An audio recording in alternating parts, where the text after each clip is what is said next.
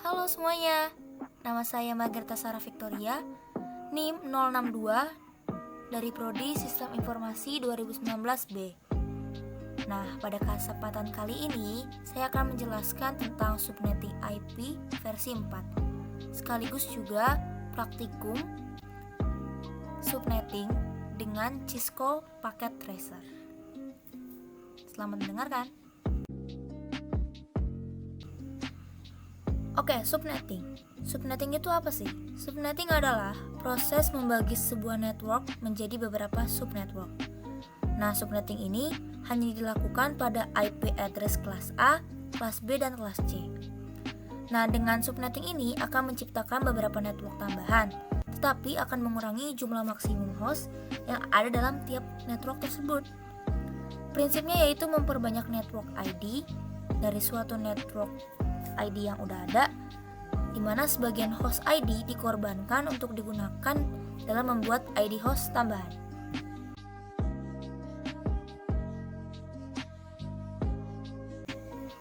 Oke, sekarang kita masuk ke praktikumnya, yaitu bertujuan mengetahui konsep subnetting, mengetahui fungsi gateway, dan mensimulasikannya dengan Cisco Packet Tracer.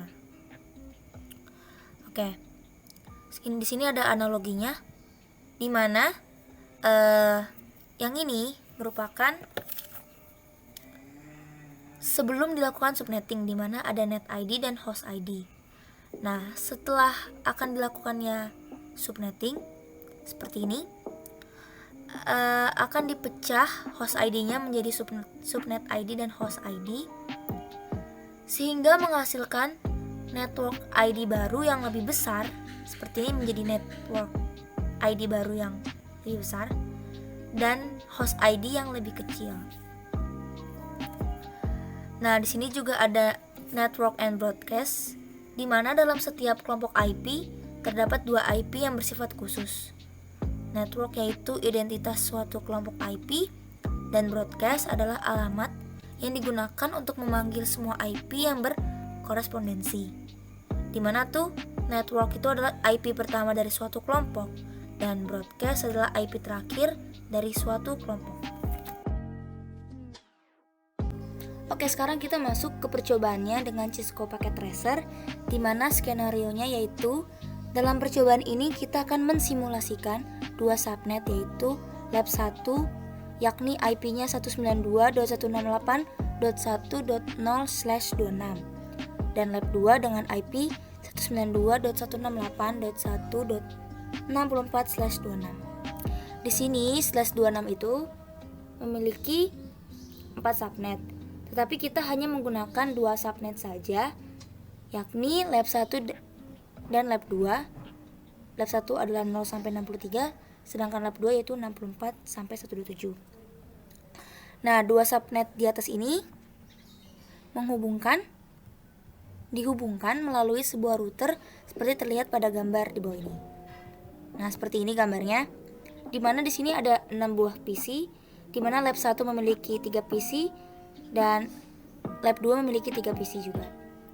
Dan lab 1 dan lab 2 dihubungkan dengan satu router, di mana router ini yang menghadap lab 1 gateway-nya yaitu 62, sedangkan yang menghadap lab 2 yaitu gateway-nya 126.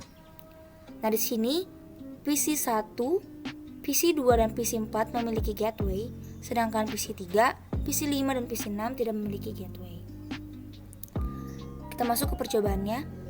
Yang pertama, buat simulasi jaringan seperti gambar di atas, termasuk setting IP gateway, router, IP address PC, netmax PC, dan gateway PC.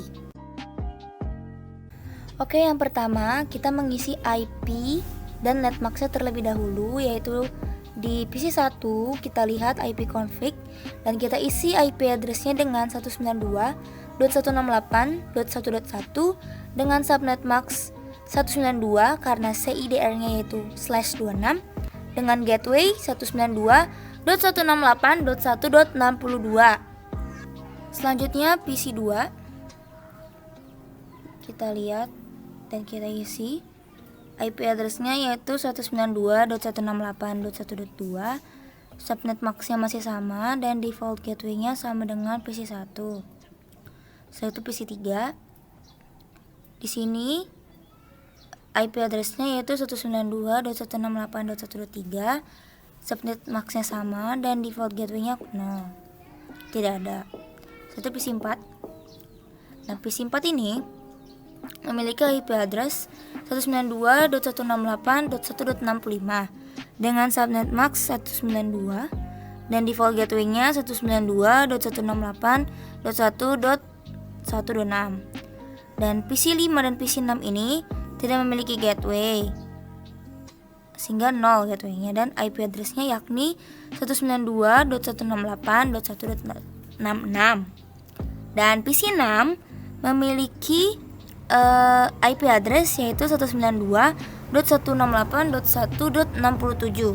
Setelah sudah men-setting IP-nya, lalu kita setting routernya. Di mana untuk Fast Ethernet 4/0 itu menghubungkan ke switch atau lab 1. Sedangkan Fast Ethernet 5/0 ini menghubungkan switch atau lab 2. Jadi kita isi di Fast Ethernet 4/0 ini IP address-nya switch 1 atau lab 1 yaitu 192.168.1.62 dan subnet max-nya dengan CIDR/26 yaitu 192. Dan setelah itu Fast Ethernet yang ke-5/0 kita isi dengan lab kedua 192.168.1.126 dan subnet max-nya sama seperti tadi. Dan jangan lupa juga kita harus meng-on-kan default interface-nya di keduanya. Oke, kita ke langkah selanjutnya. Kita lihat di modul, yaitu setelah setting IP selesai, pindahkan mode ke simulasi, lalu buat skenario seperti berikut dan edit filter event list ke IP versi 4 ICMP. Kirimkan paket simple PDU dari PC1 ke PC3, PC1 ke PC4, PC2 ke PC5, dan PC3 ke PC6. Langsung aja kita coba di Cisco. Di sini kita ke mode simulasi dan ke edit filters, kita select ICMP-nya di IP versi 4. Lalu kita membuat simple PDU-nya dari PC1 ke PC3. Di sini kita capture, kita coba. Nah, dari PC1 akan mengirimkan ke switch atau lab 1 dan akan mengirimkannya langsung ke IP tujuannya di PC3. Mengapa tidak dikirimkan ke router? Karena IP-nya ini tuh masih berada di jaringan yang sama. Setelah itu dari PC3 akan mengirimkan ke switch 1 dan kembali ke PC1. Nah, ini sudah selesai. Kita delete. Lalu kita coba dari PC1 ke PC4. Nah, di sini kita nyebrang ya. Ibaratnya beda jaringan. Kita coba, kita capture. Dia akan mengirimkan ke switch 1 karena dirasa tidak ada. Dia akan mengirim ke router. Dari router akan mengirim ke lab 2 karena dirasa IP itu berada di lab 2. Dan dari lab 2 langsung mengirimkannya ke PC4. Di sini PC4 akan mengirimkannya lagi ke lab 2. Berarti di mana ini termasuk dengan komunikasi dua arah, di mana PC1 mengirim dan PC4 akan mengirim balik. Dan ini menjadi komunikasi yang berhasil atau komunikasi konkret. Dan kembali ke switch 1 dan ke PC1. Selesai. Ada centang nih.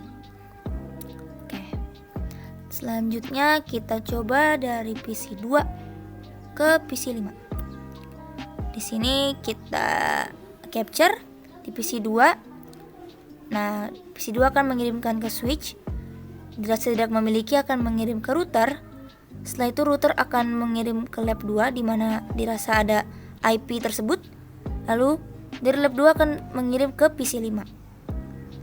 Tetapi di PC5 ini memang proses pengiriman selesai, tetapi tidak selesai ke pengiriman PC5 ke PC1. Karena PC5 ini tidak memiliki gateway atau ibaratnya untuk keluar. Oke, selesai.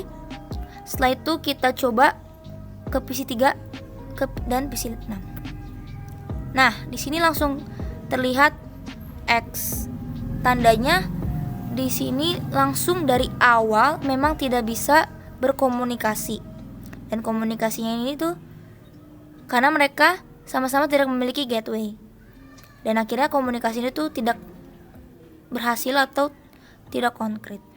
Seperti itu, kita delete. Lalu kita ke langkah selanjutnya. Kita buka modulnya. Setelah selesai membuat simulasi pada poin 2, kembalikan ke mode real time lalu coba lakukan tracing sebagai berikut. Tracing dari PC1 ke PC3, PC1 ke PC4, PC2 ke PC5, dan PC3 ke PC6 dengan format perintah seperti di bawah ini. Oke, kita langsung ke Cisco-nya. Kita ke mode real time. Lalu kita mau tracing PC1 ke PC3. Oke, command prompt. Lalu kita tulis tracer dengan IP PC3 yaitu 192.168.1.3. Kita lihat hasilnya. Nah, trace complete. Artinya ini berhasil. Oke, setelah itu kita melakukan tracing dari PC1 ke PC4. Kita ke PC1 lagi.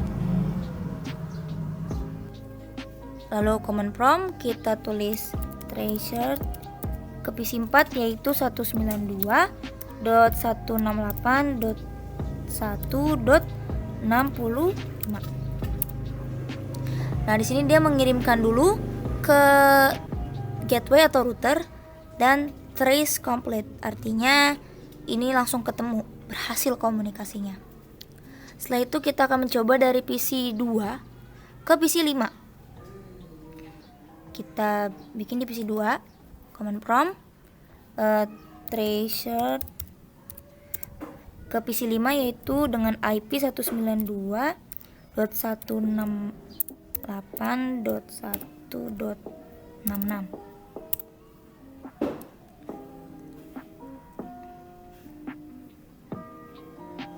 Nah, di sini akan berjalan terus-menerus karena IP dari PC5 itu tidak memiliki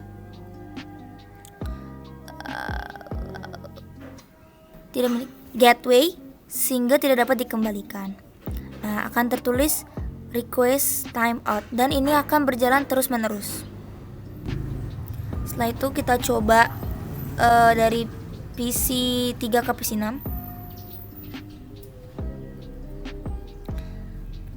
Kita tekan command prompt lagi tracer ke PC6 yaitu 192.168.1.67. Sama seperti dari PC2 ke PC5, ini akan terus menerus request timeout karena PC2 maksud saya PC3 dan PC6 tidak memiliki gateway sehingga akan terus-menerus request timeout. Sehingga komunikasi ini bisa dikatakan tidak berhasil atau tidak konkret. Seperti itu.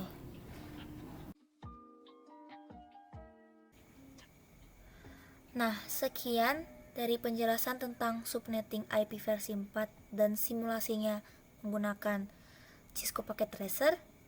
Terima kasih.